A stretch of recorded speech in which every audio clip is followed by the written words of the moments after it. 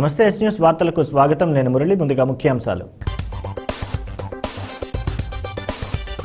ఎగుమతులను రెట్టింపు చేయడమే లక్ష్యం. వాణిజ్య ఉత్సవ ప్రారంభంలో సీఎం జగన్.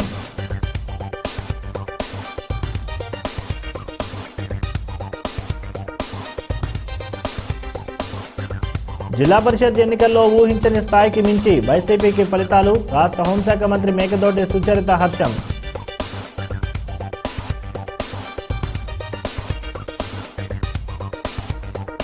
దళిత మహిళైన హోంశాఖ మంత్రి మేకతోటి సుచరితపై అనుచిత వ్యాఖ్యలు చేసిన అయ్యన్న పాత్రుడిపై ఎస్సీ ఎస్టీ అట్రాసిటీ కేసు నమోదు చేయాలి. వైసీపీ కార్పొరేటర్ల డిమాండ్.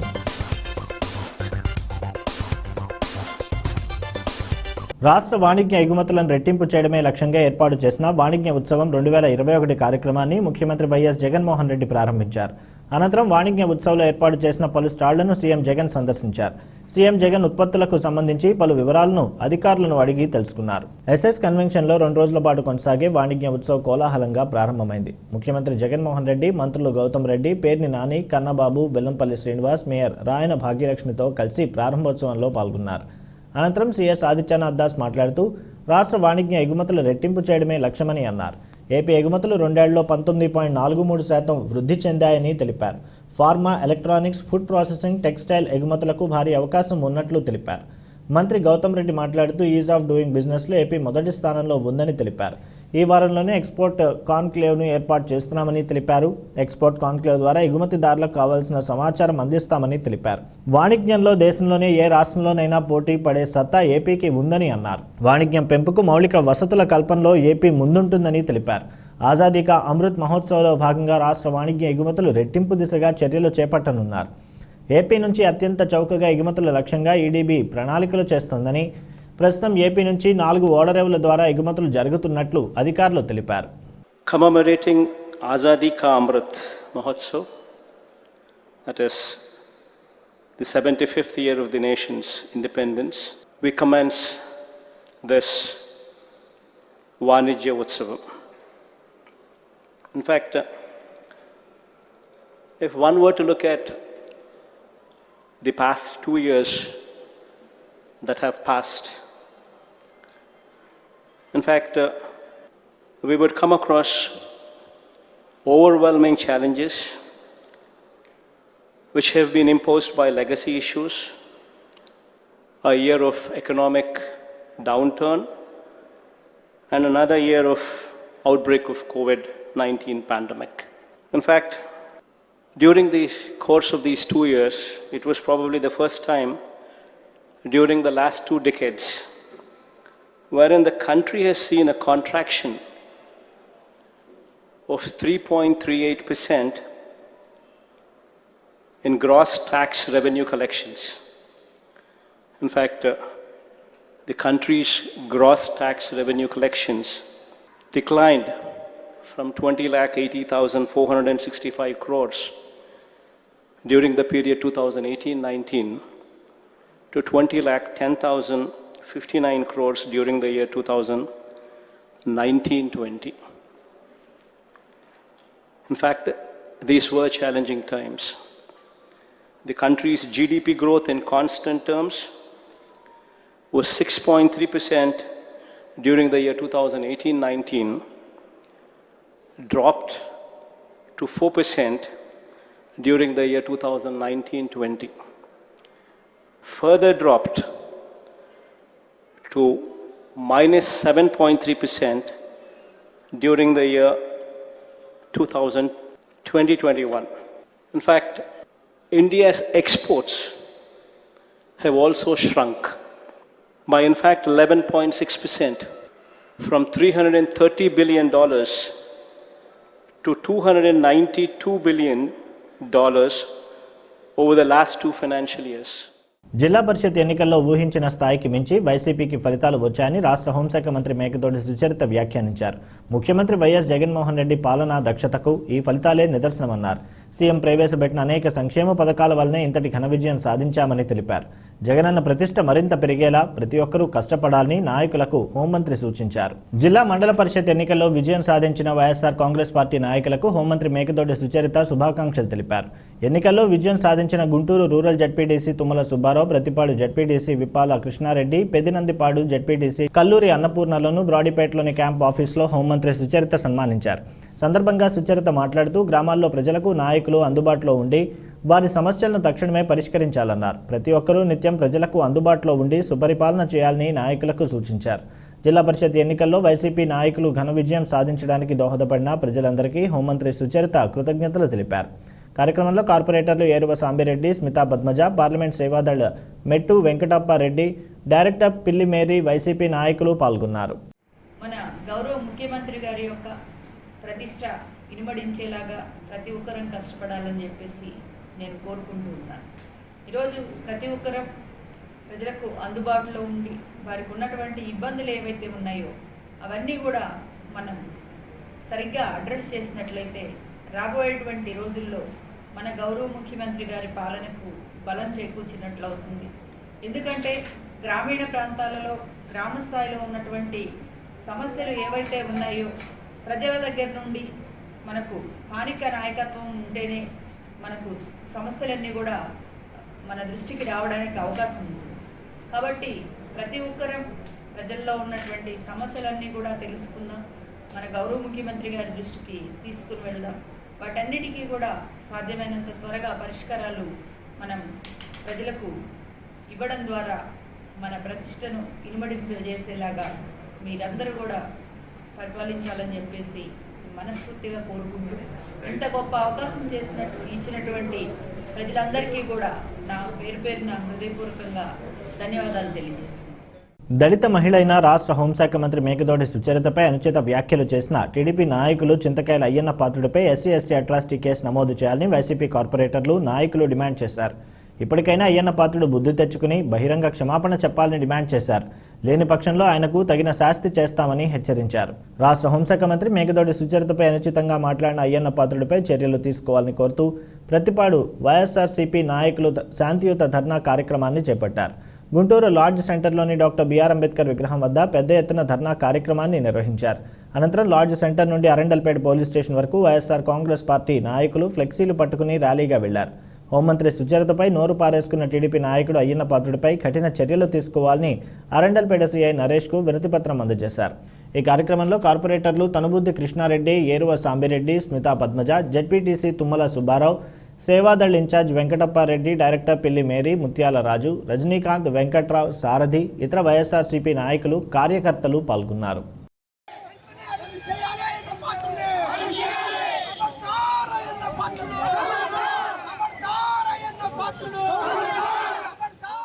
మాజీ సీఎం చంద్రబాబు నాయుడు ఇంటిపై దాడి జరిగిందంటూ మీడియాలో, సోషల్ మీడియాలో వస్తున్న వార్తలు వాస్తవం కాదని గుంటూరు రేంజ్ డీఐజీ త్రివిక్రమ్ వర్మ స్పష్టం చేశారు. అసలు గొడవ జరిగింది కరకట్ట మీదని, అక్కడ కూడా తేలికపాటి ఘర్షణ మాత్రమే చోటు చేసుకుందని వెల్లడించారు. గుంటూరు రేంజ్ డీఐజీ కార్యాలయంలో ఏర్పాటు చేసిన మీడియా సమావేశంలో డీఐజీ త్రివిక్రమ్ వర్మ మాట్లాడుతూ పెడన ఎమ్మెల్యే జోగి రమేష్ మాజీ సీఎం ఇంటి వైపు వెళ్లేందుకు కరకట్ట రోడ్లోకి రాగానే అక్కడ సెక్యూరిటీ సిబ్బంది నిలిపివేశారని పేర్కొన్నారు. అక్కడి నుంచి చంద్రబాబు ఇంటికి 300 మీటర్ల దూరం ఉంటుందని చెప్పారు. మధ్యలో 2-3 చెకింగ్ పాయింట్లు దాటి వెళ్లాల్సి ఉంటుందన్నారు ఎమ్మెల్యే జోగి రమేష్. చంద్రబాబు ఇంటి వైపు వస్తున్న విషయం ముందస్తుగా తమకు తెలియదని స్పష్టం చేశారు. చంద్రబాబుతో మాట్లాడేందుకు ఎమ్మెల్యే జోగి రమేష్ వెళ్లారని చెప్పారు. ఎమ్మెల్యే అక్కడికి రాగానే ముందుగా టీడీపీ కార్యకర్తలు ఆయన కారుపై కొట్టారని, కారు అద్దాలపై చెప్పుతో కొట్టారని, డ్రైవర్ను కూడా చెప్పుతో కొట్టేందుకు ప్రయత్నించారని తెలిపారు.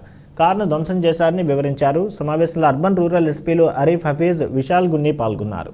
కూడా అయిపోయిన తర్వాత అదే రోజు సాయంత్రం 5 గంటలకు డీజీపీ ఆఫీస్కి వెళ్ళడం జరిగింది, పోలీస్ హెడ్ క్వార్టర్స్కి వెళ్ళడం జరిగింది. అందరికీ తెలుసు సార్ క్యాంప్ బయటికి వెళ్ళున్నారు, వేరే విషయమే బయటికి వెళ్ళున్నారు, అది అందరికీ తెలుసు. అక్కడ అంతమంది గుంపుగా వెళ్ళి అల్లరి చేయడం కానీ, అక్కడ గందరగోళం చేయడం కానీ అవసరం కాదు. మాకు అక్కడ పోలీస్ హెడ్ క్వార్టర్స్ దగ్గర కూడా సెక్యూరిటీ అంతా కూడా ఉంది కాబట్టి అక్కడ మన Mangalagiri rural SI, Mangalagiri rural CI అక్కడ ఉండడం జరిగింది. అక్కడ నుంచి పార్టీ ఆఫీస్ మధ్యలో మన వాళ్ళు ఫోర్స్ పెట్టుకొని ఉండడం జరిగింది. అక్కడ ఫోర్స్ కానీ లేకపోయి ఉంటే ఇంకొక 200-250 మంది వచ్చేవాళ్ళు. ఆల్రెడీ 70-80 మంది మన ఎస్పీ గారు, అర్బన్ ఎస్పీ గారు అక్కడే ఉన్నారు. ఇంతమంది వచ్చి మీరే చెప్పాలా, ఇంతమంది వచ్చి పోలీస్ హెడ్ క్వార్టర్స్కి వచ్చి ఏ విధమైన కంప్లైంట్ ఇవ్వగలుగుతారు? అందరికీ తెలుసు, విజువల్స్ కూడా చూసాము. సో అప్పుడు మన అడిషనల్ ఎస్పీ గారు కూడా ఉన్నారు అక్కడే స్పాట్లో జరిగినప్పుడు. సో మీ అందరికీ తెలుసు, మన విజువల్స్ చూసినప్పుడు కూడా ఇన్సిడెంట్ ఏది జరిగిందో అది జరిగింది కరకట్ట మీద. కరకట్ట మనకి ఒక public road which goes from up till secretariat. So అక్కడ కామన్ పబ్లిక్ మూవ్మెంట్ అన్ని రూట్ మూవ్మెంట్ ఉంటుంది వెహికల్స్ది. సో అది జరిగింది అక్కడ కరకట్ట మీద జరిగింది. మన ఫస్ట్ బూమ్ బేరియర్ ఏది ఉందో దాని బయటే జరిగింది అది. ఇమీడియట్లీ మన పోలీస్కి ఇన్ఫర్మేషన్ వచ్చినప్పుడు మన అడిషనల్ ఎస్పీ గారు, డిఎస్పీ గారు కూడా అక్కడ వెళ్ళి ఆ సిచ్యువేషన్ డిఫ్యూజ్ కూడా చేశారు ఇమీడియట్గా. అక్కడ ఉన్న వాళ్ళ మీద లీగల్ యాక్షన్ కూడా తీసుకున్నాము, 151 కూడా చేసాము ఎవరు ఇన్వాల్వ్ ఉన్నారు. సో అది అయిన తర్వాత మనకి ఏదో కంప్లైంట్స్ వచ్చింది, కంప్లైంట్స్ మీద కేసెస్ కూడా రిజిస్టర్ చేయడం జరిగింది. అండ్ ఇప్పుడు దే ఆర్ అండర్ ఇన్వెస్టిగేషన్. మీరు చూసారు ఆల్మోస్ట్ థర్డ్ టైం డిఐజీ గారు, నేను, అర్బన్ ఎస్పీ గారు వచ్చి ప్రెస్ మీట్ పెట్టడం. ఈ బాధాకర విషయం ఏంటంటే డ్యూటీని వదిలేసి క్లారిఫికేషన్ ఇవ్వడంతో మన డ్యూటీ టైం అయిపోతుంది. సో నా ఒక సిన్సియర్ రిక్వెస్ట్ ఏంటంటే వాస్తవాలు జరిగినప్పుడు, ఇన్సిడెంట్స్ జరిగినప్పుడు దయచేసి ఒకసారి క్లారిటీ తీసుకొని వెరిఫై చేసి జరిగినటువంటి ఫ్యాక్ట్స్ని రిప్రజెంట్ చేస్తే చాలని మా ఒక రిక్వెస్ట్. లాస్ట్ ఒక 2 to 3 monthsలో మీరు చూసారు, మన గుంటూరు రూరల్ జిల్లా నుంచి మా పిఆర్ఓ గారు ఉండొచ్చు, లేదా డిఐజీ గారు ఆఫీస్లోనే ఉండొచ్చు, 3-4 సందర్భాల్లో మనము క్లారిఫికేషన్ ఇవ్వడం జరిగింది. ఇది జరిగింది వాస్తవం కాదు, దయచేసి ఫ్యాక్ట్స్ని చెప్పండి అని 2-3 సార్లు చెప్పడం జరిగింది. I will not be able to speak for Arif, but Guntur rural జిల్లాలో మీరు అందరికీ తెలుసు, ఏదైనా ఇష్యూస్ జరిగినప్పుడు ఫ్యాక్ట్స్ను ముందుకు పెడతాము. నేను ఫోన్లో అందుబాటులో అవైలబుల్ ఉంటాను క్లారిఫికేషన్కి. అభివృద్ధి, సంక్షేమం రెండు కళ్లుగా రాష్ట్ర ముఖ్యమంత్రి వైఎస్ జగన్మోహన్ రెడ్డి సాగిస్తున్న పాలనకు ప్రజలు ఇచ్చిన తీర్పే ఎంపీటీసీ, జెడ్పీటీసీ ఫలితాలని రాజ్యసభ సభ్యులు మోపిదేవి వెంకటరమణ తెలిపారు. ఈ ఎన్నికలు జరగకుండా ఆపేందుకు ప్రతిపక్ష నేత చంద్రబాబు అప్పటి రాష్ట్ర ఎన్నికల కమిషనర్ కుట్రలు పన్నారని ఆరోపించారు. అయినా ఎన్నికల ఫలితాల్లో టీడీపీ బొక్కబోర్లా పడిందని ఎద్దేవా చేశారు. గుంటూరు ఆర్ఎండ్బి అతిథి గృహంలో ఏర్పాటు చేసిన మీడియా సమావేశంలో రాజ్యసభ సభ్యులు మోపిదేవి వెంకటరమణ మాట్లాడుతూ జెడ్పీటీసీ, ఎంపీటీసీ ఎన్నికలను బహిష్కరిస్తున్నట్లు టీడీపీ ప్రకటించిందన్నారు. అలాంటప్పుడు పోటీ చేసే అభ్యర్థులకు టీడీపీ బీఫారాలు ఇచ్చింది ఎవరో చెప్పాలని ప్రశ్నించారు. రాష్ట్రంలో టీడీపీ పరిస్థితి కేఏ పాల్ పార్టీ కంటే దారుణంగా తయారైందని విమర్శించారు. మరోవైపు చంద్రబాబు సొంత జిల్లాలోనూ ప్రజలు టీడీపీని పక్కన పెట్టారని అన్నారు. సమావేశంలో వైసీపీ ఎమ్మెల్యేలు మొహమ్మద్ ముస్తఫా, మద్దాళి గిరి, కిలారి వెంకట రోసయ్య, నంబూరు శంకర్రావు, నగర mayor Sivanaga Manohar Naidu, GDCC bank chairman Lalupuram Ramu, deputy mayor Diamond Babu పాల్గొన్నారు. రాష్ట్ర ప్రజానీకం మొత్తం కూడా చూశారు. కోర్టులకు వెళ్ళటం, కోర్టుకు సంబంధించిన నిర్ణయాలు సానుకూలంగా రావటం, మరలా ఎన్నికలు సెకండ్ వేవ్ స్టార్ట్ అయింది కాబట్టి ఎన్నికలు జరగడానికి వీల్లేదని చెప్పేసి మళ్ళీ వాయిదా వేయటం. ఈ వాయిదా ప్రక్రియకు సంబంధించి మరి హైదరాబాద్ స్థాయిలో స్టార్ హోటల్స్లో తెలుగుదేశం పార్టీ నాయకులు, ఎన్నికల కమిషనర్ గారు అందరూ కూడా కూర్చొని అనేక రకాలైనటువంటి చర్చలు జరపటం, ఇవన్నీ కూడాను సభ్య సమాజం మొత్తానికి తెలిసినటువంటి విషయాలే. ఈ క్రమంలో ఎన్నికలు జరపవలసిన సందర్భం వచ్చినప్పుడు తెలుగుదేశం పార్టీ అధినేత చంద్రబాబు నాయుడు గారు రాష్ట్ర ప్రభుత్వ నిర్ణయాలకు నిరసనగా మేము ఎన్నికలను వాయిదా వేస్తున్నామని చెప్పి ఒక స్టేట్మెంట్ ఇవ్వడం జరిగింది. చంద్రబాబు నాయుడు గారిని ఒకటే అడుగుతున్నాం, ఆ రోజు మీరు ఎన్నికలు వాయిదా వేసామని చెప్పి అనౌన్స్ చేసిన పెద్ద మనుషులు ఎన్నికల ప్రక్రియ ప్రారంభం అవటంగానే మరి రాష్ట్రం మొత్తం మీద 6,680 ఎంపీటీసీ స్థానాలకి, 460 పైచులకు జెడ్పీటీసీ స్థానాలకి తెలుగుదేశం పార్టీ తరఫున పోటీ చేసినటువంటి అభ్యర్థులకు మీరు బీఫారాలు ఎలా ఇవ్వగలిగారు? మేము పోటీ చేయట్లేదు అన్నారు. ఎన్నికల్లో పోటీ చేయట్లేదు అన్నప్పుడు మీ పార్టీ తరఫున నామినేషన్ అభ్యర్థులకు మీరు బీఫారాలు ఇవ్వాల్సిన అవసరం లేదు. చంద్రబాబు నాయుడు గారు బీఫారాల మీద సంతకాలు పెట్టించారా? లేక ఆ పార్టీ ప్రతినిధి అధ్యక్షుడిగా ఉన్నటువంటి అచ్చెన్నాయుడు గారు పెట్టించారా? లేదనుకుంటే చంద్రబాబు నాయుడు గారు తనయుడు లోకేష్ పెట్టించాడా? ఏదైతే ఎంపీటీసీ, జెడ్పీటీసీ ఫలితాలు రాష్ట్రంలో వచ్చినాయో ముందుగా రాష్ట్ర ప్రజలందరూ కూడా ధన్యవాదాలు తెలియజేస్తూ, ఈరోజు తెలుగుదేశం పార్టీ నాయకులు ఫలితాలు వచ్చిన తర్వాత మాట్లాడుతూ ఉన్నారు. మేము బహిష్కరించాం, ఫలితాలు వీళ్ళు గొప్పలు చెప్పుకుంటా ఉన్నారని. ఎవరు బహిష్కరించారు? నామినేషన్ వేశారు, బీఫారాలు ఇచ్చారు, పోటీకి బహిష్కరిస్తానంటే మీరు గెలవలేరని కూడా స్పష్టంగా మీకు అర్థమైంది కాబట్టి మీరు ఆ మాటలు మాట్లాడారు ఆ రోజు. ఇవాళ ఇదే ఎంపీటీసీ జెడ్పీటీసీ ఎలక్షన్స్ తర్వాత జరిగిన మున్సిపల్ ఎలక్షన్స్లో ఏ విధంగా ఫలితాలు వచ్చినాయి? ఆ రోజు మీరు పోటీ చేశారా లేదా? ఆ రోజు పోటీ చేసినా కూడా 12 కార్పొరేషన్స్కి 12 కార్పొరేషన్స్, 74 మున్సిపాలిటీలకి 73 మున్సిపాలిటీలు. అంటే ఆ ఫలితాలే ఈరోజు దానికన్నా ఇంకా మించిగా ఈరోజు ఫలితాలు వచ్చినాయి. కళాశాల విద్యార్థినుల భద్రతకు అర్బన్ ఎస్పీ ఆరిఫ్ హఫీజ్ వినూత్న కార్యక్రమానికి శ్రీకారం చుట్టారు. ఏదైనా సమస్య మీద ఫిర్యాదు చేయాలంటే పోలీస్ స్టేషన్కే రావాల్సిన పని లేదని, తాము చదువుకునే కాలేజీ నుంచే దిశ చేరువ అనే ఫిర్యాదుల బాక్స్ ద్వారా చేయవచ్చని విద్యార్థినులకు భరోసా ఇచ్చారు. నిర్భయంగా మీ సమస్యలు తెలియజేసేందుకు అర్బన్ పరిధిలో త్వరలోనే ప్రతి కాలేజీలో దిశ చేరువ ఫిర్యాదుల బాక్సులు ఏర్పాటు చేయడం జరుగుతుందన్నారు. గుంటూరులో మొట్టమొదటిసారిగా దిశ యాప్ స్ఫూర్తితో కళాశాల విద్యార్థినుల కోసం దిశ చేరువ అనే ఒక వినూత్నమైన కార్యక్రమాన్ని అర్బన్ ఎస్పీ ఆరిఫ్ హఫీజ్ ఆలోచన నుంచి వచ్చింది. స్థానిక లక్ష్మీపురంలోని అభ్యుదయ కాలేజీలో నూతనంగా ఏర్పాటు చేసిన దిశ చేరువ అనే ఫిర్యాదుల బాక్స్ను అర్బన్ ఎస్పీ ప్రారంభించారు. సందర్భంగా ఎస్పీ మాట్లాడుతూ విద్యార్థులు తమ కుటుంబ సభ్యులకు చెప్పుకోలేని సమస్యలు ఏమైనా ఉంటే రాతపూర్వకంగా కాగితంపై రాసి చేరువ అనే బాక్స్లో వేస్తే సంబంధిత పోలీసు అధికారులు 2 రోజులకోసారి బాక్స్ ఓపెన్ చేసి సమస్యలు తెలుసుకుంటారని చెప్పారు. వాటిపై విచారణ జరిపి తక్షణమే చర్యలు తీసుకుంటారని తెలిపారు. అలాగే మత్తు పదార్థాలు లాంటి కార్యకలాపాల మీద దృష్టికి వచ్చినట్లయితే వెంటనే డయల్ 100కు సమాచారం ఇవ్వాల్సిందిగా కోరారు. దిశ యాప్ను అందరూ డౌన్లోడ్ చేసుకుని ఆపద సమయాల్లో రక్షణ పొందాలన్నారు. కార్యక్రమంలో గుంటూరు అర్బన్ పశ్చిమ మహిళా DSP Supraja, special branch CI Balasubramanyam, Patapuram police station CI Rajasekhar, Abhyudaya Mahila college director PSK Prasad, మహిళా principal P Rohini, college campus incharge K Srinivas, విద్యార్థినులు, కాలేజీ సిబ్బంది పాల్గొన్నారు. మన గుంటూరు అర్బన్ పోలీస్ పరిధిలో మనం ఒక కొత్త ఇనిషియేటివ్ చేరువ మొదలు పెట్టాము. సో బేసిక్లీ కాన్సెప్ట్ ఏంటంటే మనకి స్టూడెంట్ కమ్యూనిటీకి ఒక outreach, especially girls students. So వాళ్ళకి ఏదైనా ఇష్యూ ఉన్నప్పుడు they may feel hesitation to approach their family or friend or police స్టేషన్కి రావడానికి ఏదైనా వాళ్ళకి హెజిటేషన్ ఉండొచ్చు. సో అట్లా కాకుండా మన పోలీస్ డిపార్ట్మెంట్ వాళ్ళ వరకే వెళ్ళాలి. సో మనం ఏం చేస్తున్నామంటే ఒక చేరువ బాక్స్ అన్ని ఇంపార్టెంట్ కాలేజెస్ హాస్టల్స్ ఏర్పాటు చేస్తున్నాము. సో అందులో ఎవరికైనా ఏదైనా స్టూడెంట్స్ ఇష్యూస్ ఉంటే అది ర్యాగింగ్ గురించి ఉండొచ్చు, యూపీసింగ్ గురించి, స్టాకింగ్ ఆర్ డ్రగ్స్ గురించి ఏదైనా ఇష్యూ మీద ఉండొచ్చు. వాళ్ళు దాని మీద ఒక రాత్రి వాళ్ళ డీటెయిల్స్ కూడా అవసరం లేదు, వాళ్ళు రాత్రి పెట్టే ఎవ్రీ 2 days మనం అది చెక్ చేస్తాము కంప్లైంట్స్, పిటిషన్స్. దాని మీద మనము యాక్షన్ తీసుకుంటాము.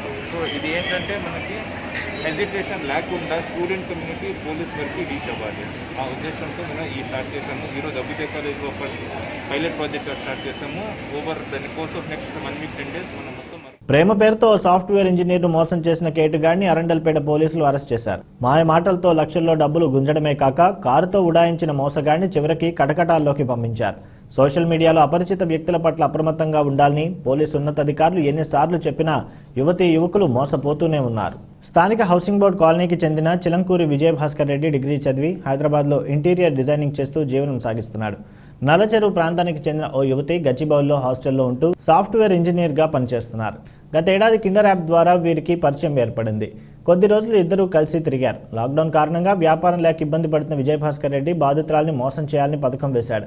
ఆ యువతి పేరుతో వివిధ రకాలుగా లోన్లు, ఫైనాన్స్లో ఆమె పేరుతోనే ఒక కారును తీసుకున్నాడు. ఆ తర్వాత కారుతో ఉడాయించాడు. మోసపోయాన్ని తెలుసుకున్న సదరు యువతి పోలీసులను ఆశ్రయించింది. కేసు నమోదు చేసుకున్న అరండల్పేట పోలీసులు విజయభాస్కర్ రెడ్డిని అరెస్ట్ చేసి కారును 8,000 నగదును స్వాధీనం చేసుకున్నారు. ఇందుకు సంబంధించిన వివరాలను వెస్ట్ డీఎస్పీ సుప్రజ మీడియాకు వివరించారు. సమావేశంలో అరండల్పేట సిఐ నరేష్ కుమార్, ఎస్ఐ సత్యనారాయణ, రవీంద్ర తదితరులు పాల్గొన్నారు. ఒక మహిళ, ఆమె 6 ఇయర్స్ నుండి విప్రోలో పనిచేస్తుంది. అయితే లాస్ట్ ఇయర్ లాక్డౌన్ టైంలో ఆమె గుంటూరు రావడం జరిగింది. గుంటూరుకు వచ్చినప్పుడు ఆమె టిండర్ యాప్ అని ఒక యాప్ డౌన్లోడ్ చేసుకుంటుంది. ఆ యాప్ అప్లికేషన్ డౌన్లోడ్ చేసుకున్నప్పుడు దాని ద్వారా ఏంటంటే ఎవరన్నా దగ్గరలో ఎవరన్నా ఉన్నారా, ఎవరితో ఉన్నా మనకి రిలేషన్స్ అంటే అందులో చూడొచ్చు అనమాట. ఆ యాప్లో చూడొచ్చు మన నియర్ బై ఎవరున్నారు ఏంటి అని.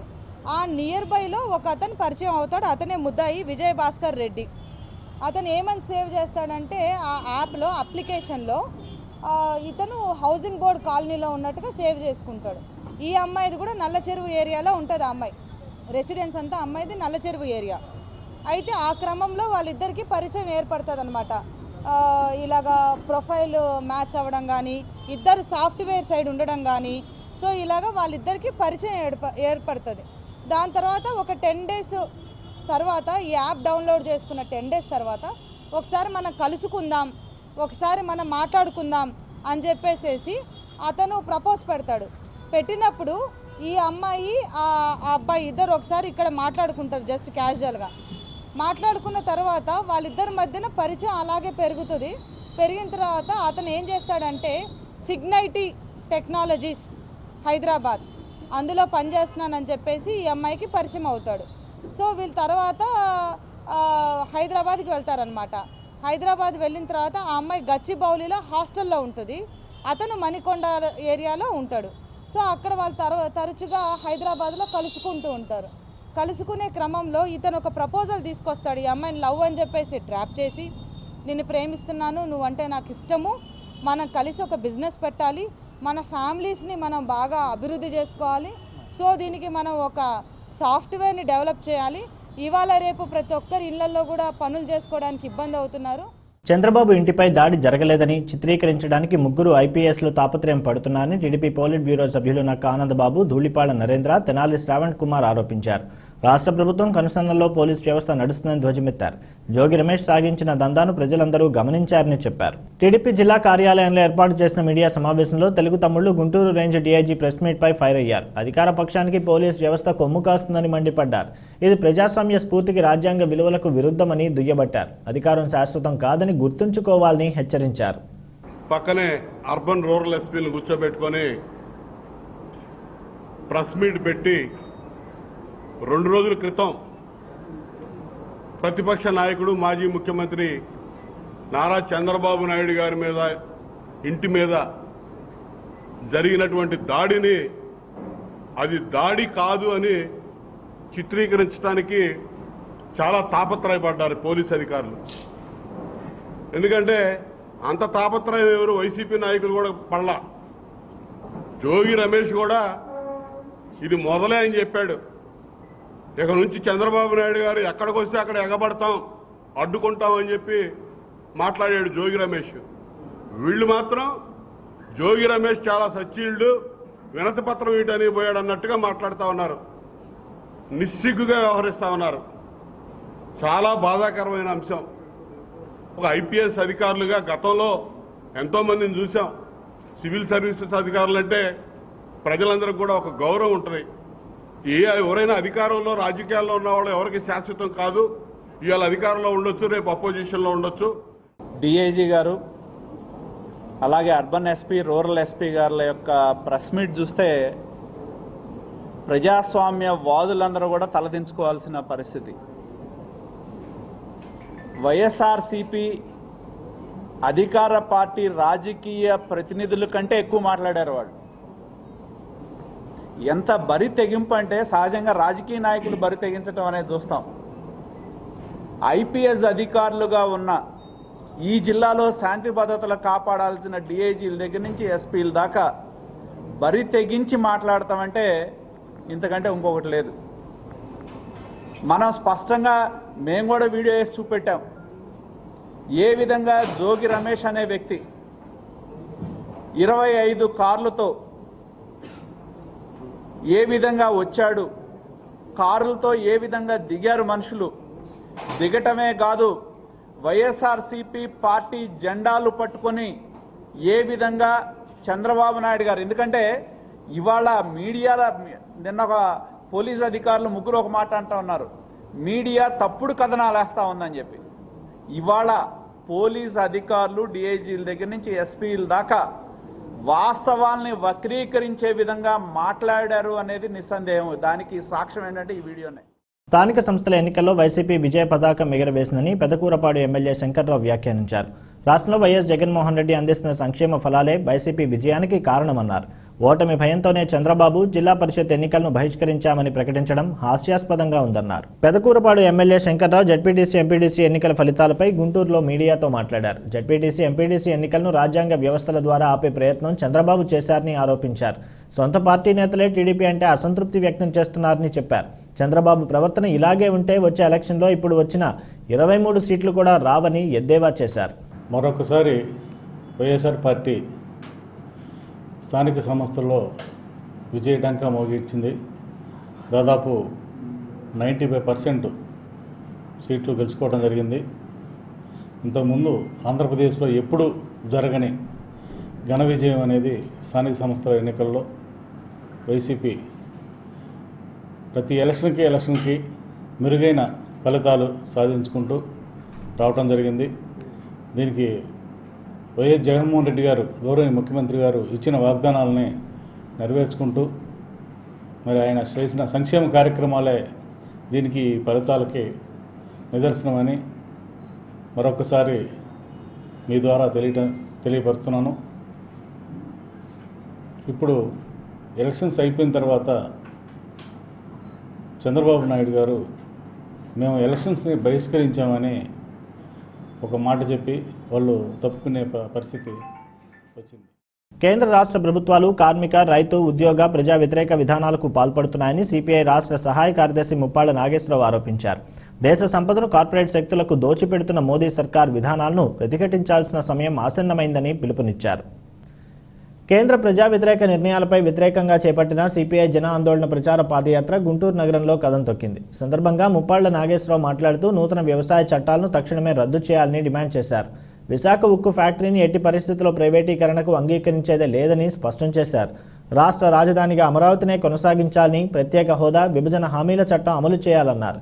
ఈ నెల 27వ తేదీన జరిగే భారత్ బంద్కు సిపిఐతో సహా 18 పార్టీలు మద్దతు ఇచ్చాయని తెలిపారు. కార్యక్రమంలో సిపిఐ నేతలు వెంకట సుబ్బయ్య, జంగాల అజయ్ కుమార్, కోటా మాల్యాద్రి, రాధాకృష్ణమూర్తి, మారుతి వరప్రసాద్, హుస్సేన్, చిన్న, శ్రీనివాస్, సుబ్బాయమ్మ, శ్రీధర్, స్వాతి, సుభాని, జగన్నాథం తదితరులు పాల్గొన్నారు.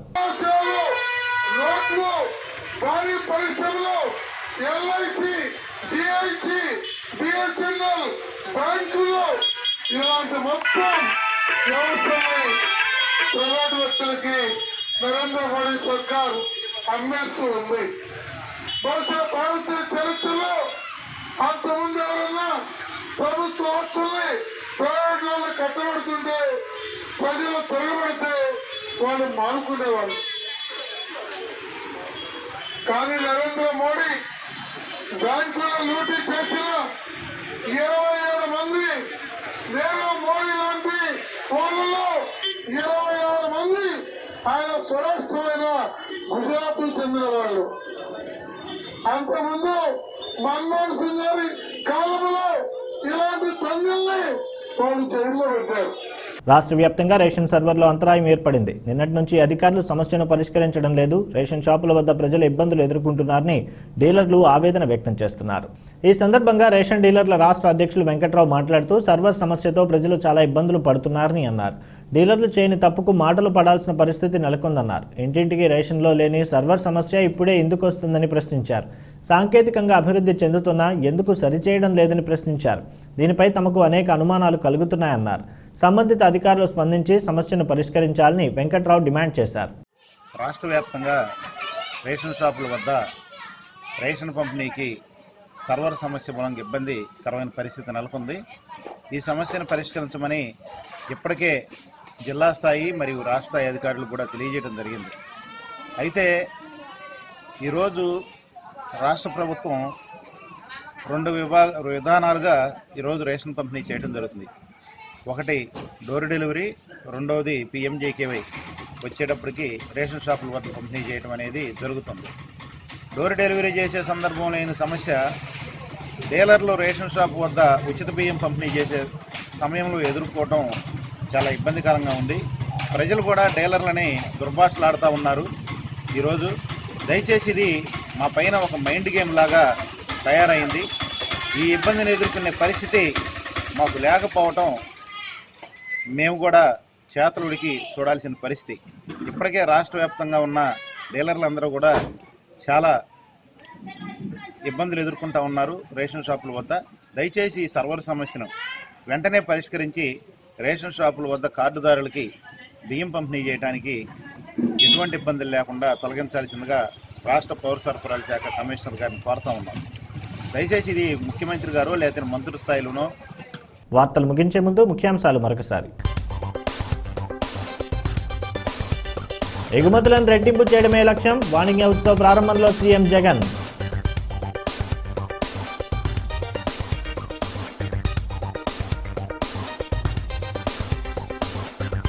జిల్లా పరిషత్ ఎన్నికల్లో ఊహించని స్థాయికి మించి వైసీపీకి ఫలితాలు, రాష్ట్ర హోంశాఖ మంత్రి మేకతోటి సుచరిత హర్షం.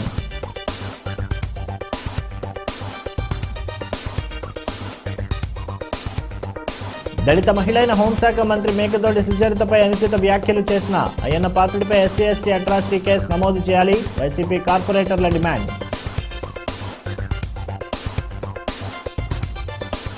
ఇవి నాటి ఎస్ న్యూస్ వార్తలు. తిరిగి ప్రసారమయ్యే ఎస్ న్యూస్లో మళ్ళీ కలుద్దాం. అంతవరకు సెలవు, నమస్కారం.